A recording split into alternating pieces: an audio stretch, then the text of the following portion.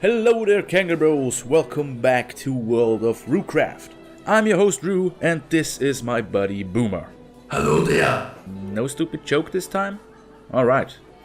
But why do you look different? You look different too. Yeah, you're right. It's almost like someone figured out how to improve the quality of our character models. Weird.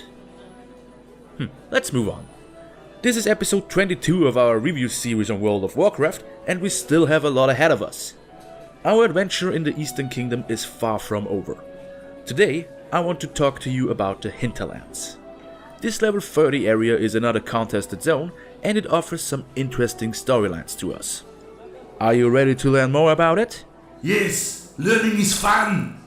Alright, stay still, this can pinch a bit.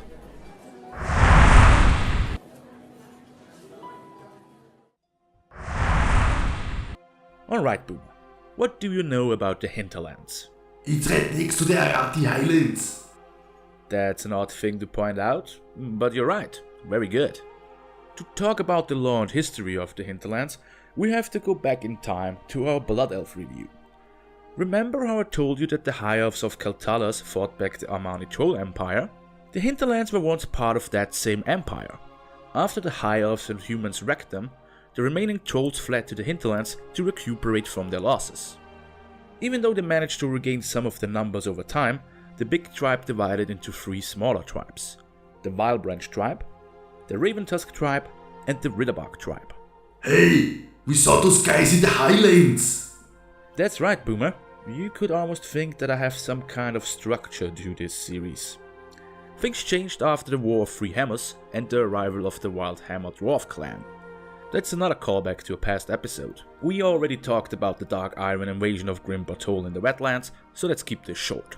Pushed out of their homes by the Dark Iron Dwarves, the Wildhammer clan traveled to the Hinterlands and built their new home, Airy Peak, there. Over time, the Wildhammer Dwarves formed a bond to the Gryphons living there and shifted their focus from mining and metalworking to a more nature-bonding and shamanistic lifestyle. The Gryphon Rider soldiers are well renowned and were crucial to many victories of the Alliance. But as you can imagine, the arrival of the Wildhammers didn't sit well with the Trolls, and they went to war with them. That situation remains the same to this day. Nothing much happened during the Second War, except for an orc attack on the Hinterlands. But that turned out to be just a diversion by the then war chief Orgrim Doomhammer. Together with the Alliance, the then Wildhammer chief Kurdran Wildhammer managed to drive back the Horde, and everything was lovely once again. The Third War and invasion of the Scourge left the Hinterlands untouched, thanks to its isolated location. The Wildhammer clan agreed to grant refuge to some Lordaeron citizens, but remained outside the newly formed alliance. Things changed once again after the Cataclysm. Emissaries of both the Alliance and Horde traveled to the Hinterlands to recruit new forces to their armies. The Raventusk Trolls agreed to join the Horde, and the Wildhammer clan finally joined the alliance. The conflict between the Trolls and Dwarves is now more heated than ever. And I can already hear you say, "But Roo, what happened during the Shattering?" Hey Roo, what happened to it in the Shattering? Yeah, I already said that. Never mind. The Hinterlands was one more zone that was spared by the Shattering. Sorry Deathwing fans, not much to say about him in this video. One more thing worth mentioning is the old Green Dragon village Zeradan. Zeradan is the location of another great tree and entrance to the Emerald Dream. So if you want to check that one out, go there, look at it. That's pretty much all you can do. And that's all there is to talk about the lore of the Hinterlands. So let's go ahead and check it out for ourselves. Who do you want to start with, Boomer? Our Blood Elf hunter friend or our Pondan monk buddy? The Blood Elf! I know you would say that. Alright, let's do this.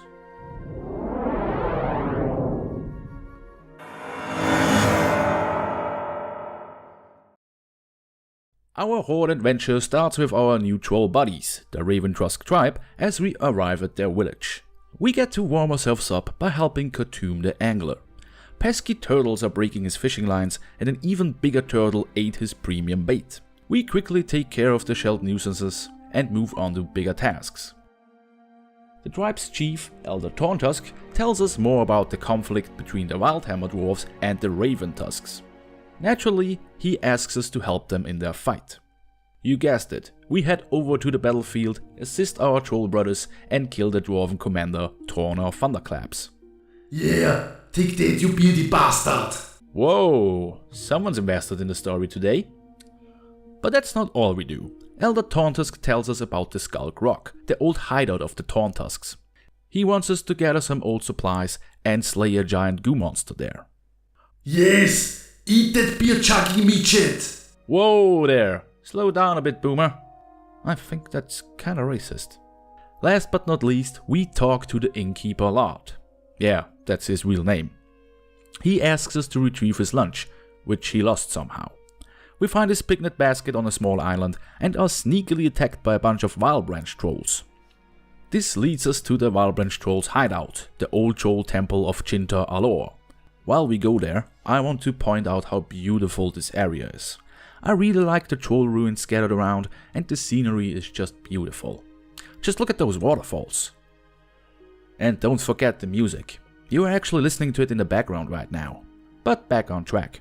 Upon arrival at the base of Chinta Alor, we meet Elder Tauntusk's mate, Primal Tauntusk. She explains to us that the Vilebranch trolls use Chinta Alor for weird rituals, and she tasks us to stop them. On our first visit there, we also have to burn their tiki masks, gather some spiderlings for poison, and kill their Vilebranch butcher, Umboda Freeheads. More like no heads now! Thanks, Boomer. Maybe you noticed that I said on our first visit.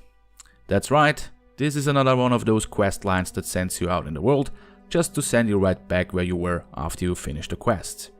But I'm not going to complain about it. I'm sick of it at this point. Our adventure in Chinta Alor has us collecting some blood cauldrons. Those are filled with vile poisons, and we also have to kill more trolls. Just with the twist that it takes a really long time. Things get more interesting as we reach the top of Chinta Alor and run into the spawn of the spider god Shada the Venom Queen. Turns out that the Vilebranch trolls are worshipping the bitch, and they're using the venom of her spawn to power themselves up.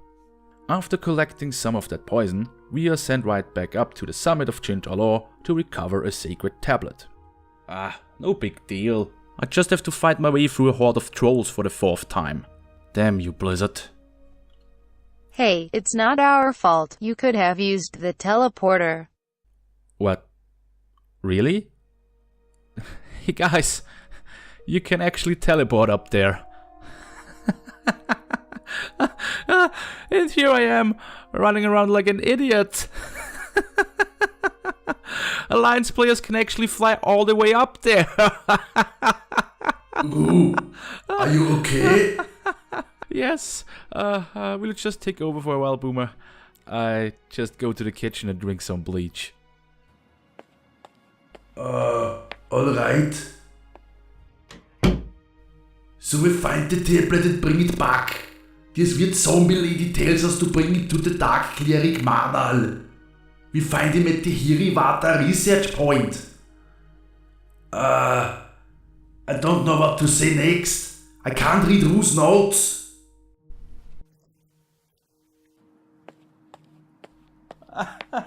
You can actually teleport. Oh,